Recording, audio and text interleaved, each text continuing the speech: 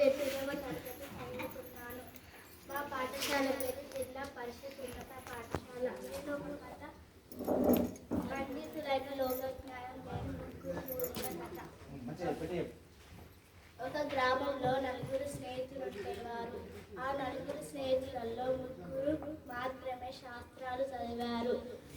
నాలుగో వారికి శాస్త్రాలు ఏవి రావు. ముగ్గురు నాలుగో వారిని ఎక్కిరిస్తూ ఎగతాళి చేసేవారు. ఒకరోజు పొరుగు దేశానికి పోతుంటే ముగ్గురు నాలుగో వాడు అడ్డొచ్చి నేను వస్తానని పట్టుబట్టాడు. అప్పుడు ముగ్గురు నీకు చదువు ఏమి లేదు అని అన్నారు. నేను నీతోటి కలిసి ఉన్నానని అన్నాడు. అప్పుడు ముగ్గురు నువ్వు మాతోటి రావచ్చు అనగా అడవి దారిలో పోతుంటే ఎముకలు అవుపడ్డాయి. ఆ ఎముకలు సింహం ఎముకలు అంటూ ఒకటో వాడు ఎముకలు కలిపాడు. రెండో వాడు చర్మం మూడో వాడు ప్రాణం పోస్తుంటే నాలుగో వాడు వద్దు మన ప్రాణాలకే ప్రమాదం అంటూ ముగ్గురు నీకేం తెలుసు చదువు లేదు కదా సపరేట్. నాలుగో వాడు చెట్టెక్కి కూర్చున్నాడు.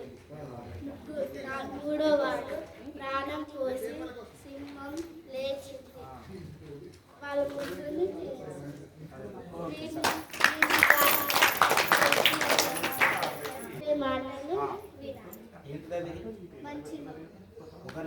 మాటలు వినాలి. 7వ తరగతి చదువుతున్నాను. పాఠశాల పేరు జిల్లా పరిషత్ ఉన్నత పాఠశాల కప్రాయిపల్లి. నేను కుంభమేళా అనే కథను చదువుతున్నాను. గంగమ్మ తల్లికి జై. అయ్య బాబోయ్, నీళ్లు ఎంత చల్లగున్నాయి. సూరజ్ వాళ్ళ తాతయ్యతో కలిసి భుజాల వరకు ఉన్న నీటిలో నిలుచొని దోశలతో నీరు తీసుకొని సూర్యుడికి నమస్కరిస్తున్నాడు.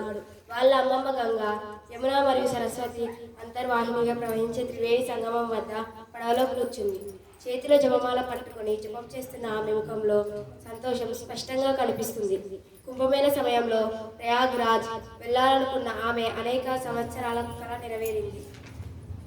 చాందిని తాతయ్య భుజాలు కలుపుతూ అడిగింది, తాతయ్య, కుంభమేళను ఎన్ని సంవత్సరాల నుండి జరుపుతున్నారు?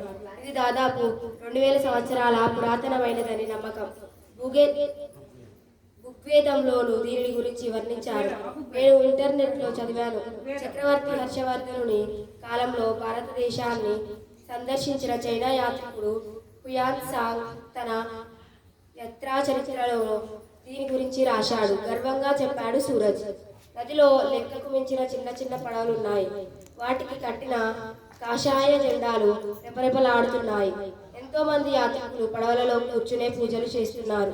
నీటి అలల మీద కూర్చొని కదులుతున్న పక్షులు ఎంతో ఓపికతో తమకు ఆహారం దొరికే సమయం కోసం ఎదురు చూస్తున్నాయి.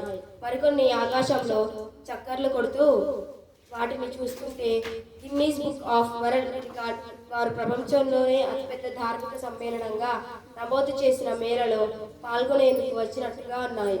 ఎక్కడి నుండో మధురమైన వేణుగానం గాలిలో తేలియాడుతూ వస్తుంటే సూర్యుని బంగారు కిరణాల వెలుగుల దృశ్యం ఎంతో అందంగా కనిపిస్తుంది. అక్కడి ఆ దృశ్యాన్ని చూస్తుంటే అంతా కలలాగానే ఉంది. తిరిగి నది తీరం చేరుకోగానే పిల్లలంతా ఏదైనా తినేందుకు చాలా ఉత్సాహం చూపారు. చాలా వేగంగా నడుస్తున్న వాళ్ళ అడుగులు అమ్మమ్మ పిలుపుతో ఆగిపోయాయి. పిల్లలు, ఇక్కడ పెద్దవాళ్ళ చేతులు పట్టుకొని నడవండి, జన సమ్మర్దంలో తప్పిపోయే ప్రమాదం ఉంది. అక్కడ ఏర్పాటు చేసిన దుకాణాల్లో రకరకాల తిరుబండరాలు ఉన్నాయి. పిల్లలందరినీ బనారస్ కచోరీ బండార్కు తీసుకువెళ్ళాడు తాతయ్య.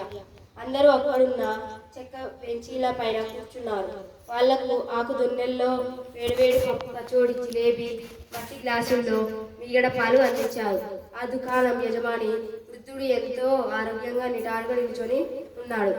నెత్తి మీద సాంప్రదాయంగా కనిపించే ఎర్రని రుమాలు, వెలితిరిగిన మీసాలతో అతనిలో రాజసం ఉట్టి పడుతోంది. నవ్వుతూ అతను పిల్లలను అడిగాడు, పిల్లలు, అయితే మీరు కూడా మీ పాపలు కడుక్కోవాలని ఇక్కడికి వచ్చారా?